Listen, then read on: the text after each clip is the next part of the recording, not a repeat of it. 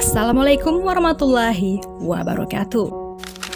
Sahabat muslim, sebentar lagi kita akan memasuki bulan Zulhijjah, yakni Hari Raya Idul Adha yang jatuh di setiap tahunnya tanggal 10 Zulhijjah. Bulan ini juga merupakan bulan berhaji untuk orang yang mampu melaksanakannya. Haji merupakan salah satu rukun Islam yang wajib ditunaikan bagi yang mampu. Haji berarti berziarah ke tempat tertentu pada waktu-waktu tertentu untuk melakukan amalan-amalan tertentu dengan niat ibadah seperti berkunjung ke Baitullah atau Ka'bah, Padang Arafah, Musdalifah, dan Mina, dan mengerjakan serangkaian ibadah seperti rukun haji, wajib haji, tawaf, wukuf, sa'i, mabit di Mina, dan Musdalifah.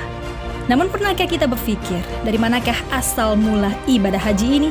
Lalu siapakah orang yang mulia yang mencontohkannya hingga hari ini masih tetap dilaksanakan tata caranya? Dan apa saja syarat dan rukunnya?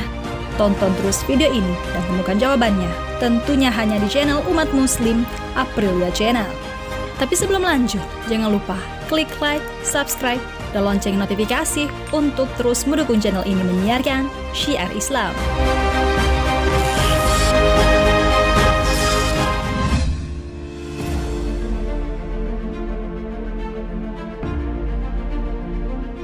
Mengerjakan haji hukumnya wajib bagi setiap muslim yang telah memenuhi syarat.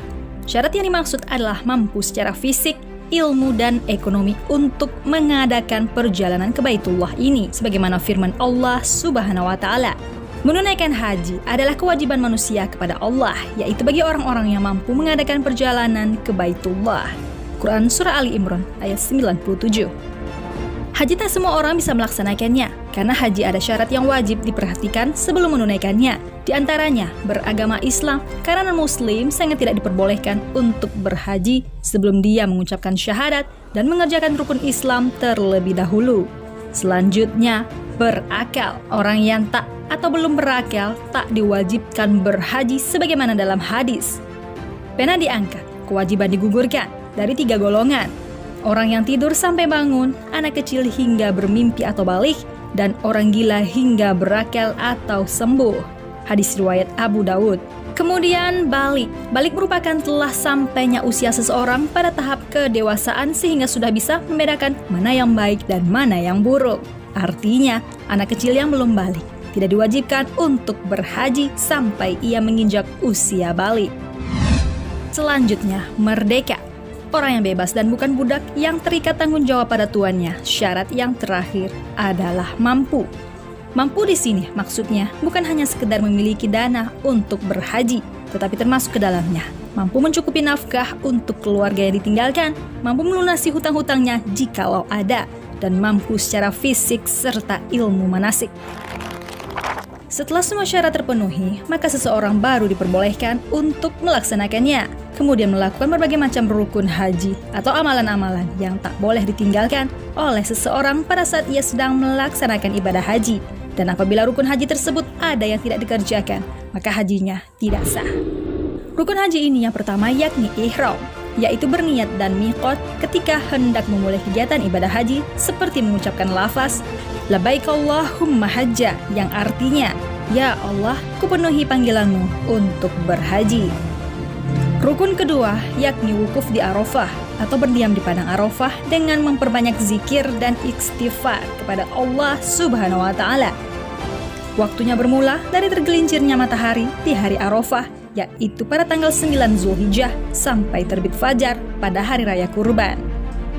Apabila seseorang berwukuf di Arafah di luar waktu tersebut, sama saja ia belum berwukuf.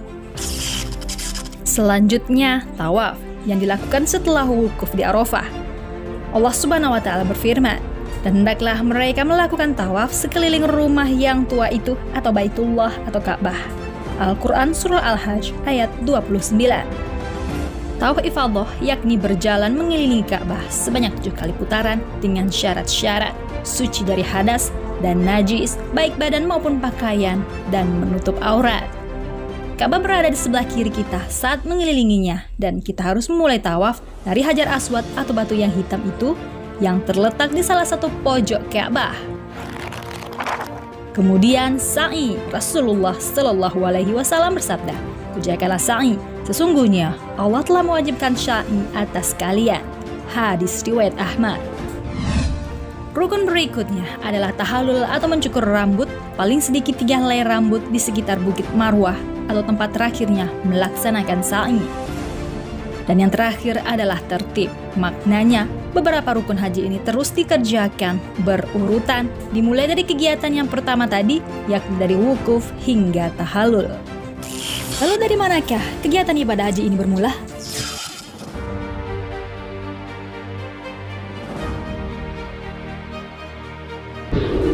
Sebenarnya, haji sudah ada sejak ribuan tahun yang lalu, yaitu pada masa Nabi Ibrahim alaihissalam pada tahun 1861 hingga 1686 sebelum Masehi. Dan pada saat inilah kegiatan-kegiatan haji bermula yang langsung dicontohkan oleh istri beliau. Singkat cerita, beliau memiliki 2 istri. Di pernikahan yang pertama, yakni istrinya yang bernama Sarah, yang tak kunjung diberikan keturunan oleh Allah Subhanahu wa Ta'ala, padahal beliau sangat menginginkannya. Hal ini membuat istrinya yang bernama Sarah sangatlah bersedih, hingga ia memutuskan memberi saran kepada Nabi Ibrahim untuk menikahi Hajar agar memperoleh keturunan darinya. Lalu menikahlah beliau dengan Hajar, dan akhirnya Allah anugerahkan seorang putra untuk mereka. Namun melihat kebahagiaan suaminya bersama istri keduanya, Sarah kembali bersedih karena dia tak mampu memberikan keturunan untuk Nabi Ibrahim alaihissalam. Nabi Ibrahim pun membawa Hajar dan putranya Ismail untuk tinggal jauh dari Sarah, agar Sarah tak terus-terusan dirundung kesedihan. Kemudian beliau berdoa kepada Allah Subhanahu wa Ta'ala, "Ya Allah, kemana aku harus membawa keluargaku?" Lalu Allah pun berfirman kepada Nabi Ibrahim alaihissalam, "Bawalah ke tanah haramku dan pengawasanku, yang merupakan daratan pertama aku ciptakan di permukaan bumi ini, yaitu Mekah." Kemudian turunlah malaikat Jibril yang langsung membawa mereka menuju kota yang dimaksudkan. Di tengah perjalanan, setiap Ibrahim melihat ladang yang segar dan dipenuhi dengan perkebunan kurma. Nabi Ibrahim alaihissalam pun selalu meminta untuk mampir sejenak. Tapi malaikat Jibril pun lekas menjawabnya, "Teruskan lagi dan teruskan lagi." Hingga tibalah mereka di posisi Ka'bah, yaitu di bawah sebuah pohon yang cukup untuk melindungi Hajar dan Ismail dari teriknya matahari. Kemudian berkata Hajar, "Mengapa menempatkan kami di sini, tempat yang sunyi dari manusia, hanya gurun pasir, tiada air dan tiada tumbuh-tumbuhan?" Nabi Ibrahim pun menjawab, "Sesungguhnya Allah yang memerintahkanku menempatkan kalian di sini." Kemudian Nabi Ibrahim alaihissalam pulang kembali ke negeri Syam untuk menemui Sarah istrinya yang pertama. Setelah Nabi Ibrahim pergi, tinggallah mereka berdua di sana. Hingga ketika sinar matahari mulai menyengat, Ismail pun menangis karena kehausan. Hajar pun panik untuk mencari minum. Nalurinya sebagai seorang ibu sangatlah gigih dalam mencari air untuk bayinya. Ketika ia ke Bukit Safa, ia tak menemukan air. Pergi ke Bukit Marwah pun juga tak menemukan air.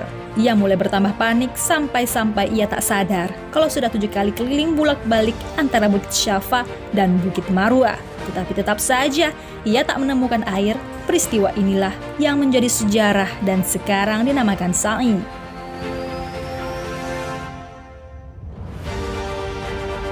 Ketika Siti Hajar berada di Bukit Marwah, ia heran melihat Ismail yang tiba-tiba berhenti menangis. Ternyata muncul air yang mengalir dari bawah kaki Ismail. Karena terlalu senangnya, ia pun berusaha menggali pasir untuk membendung air yang mengalir sambil melafazkan kalimat Zam-Zam. Kalimat tersebut yang artinya adalah menampung. Disinilah sejarah air Zam-Zam terjadi.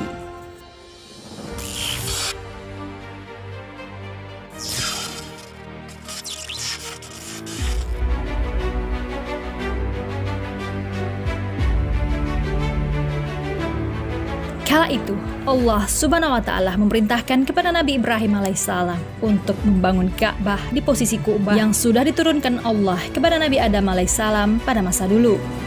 Kemudian turunlah Jibril dengan membawa beberapa bagian Ka'bah dari surga. Ismail yang saat itu berusia remaja juga ikut membantu ayahnya untuk membangun Ka'bah. Waktu demi waktu telah dilalui oleh Ismail dan Ibrahim dalam membangun Ka'bah. Hingga pada akhirnya Ka'bah tersebut telah rampung dan mereka pun melaksanakan ibadah haji. Inilah pertama kali sejarah ibadah haji muncul dan menjadi ibadah yang rutin dilaksanakan bagi umat muslim di seluruh dunia. Walaupun dahulu terdapat banyak sekali kendalanya, sehingga lahirlah Nabi terakhir, Nabi Muhammad SAW, yang juga diutus oleh Allah untuk menghilangkan penyelewengan atau ajaran yang tidak benar mengenai ibadah haji. Sebagaimana Allah Subhanahu wa Ta'ala berfirman, musim haji adalah beberapa bulan yang dimaklumi. Barang siapa menetapkan niatnya dalam bulan itu akan mengerjakan haji, maka tidak diperbolehkan rafats atau mengeluarkan perkataan yang menimbulkan birahi, yang tidak senonoh atau bersetubuh, berbuat fasik, dan berbantah-bantahan di dalam masa mengerjakan haji. Quran Surah Al-Baqarah ayat 197. Dan Allah memerintahkan kegiatan haji yang tercatat dalam Al-Quran yang artinya, sesungguhnya Safa dan Marwah itu sebagai dari syiar-syiar Allah. Maka barang siapa berhaji ke Baitullah atau berkunjung umroh, tidak salah baginya untuk bolak-balik pada keduanya. Dan barang siapa menambah kebaikan, maka sesungguhnya Allah Maha Pembalas Syukur lagi Maha Mengetahui.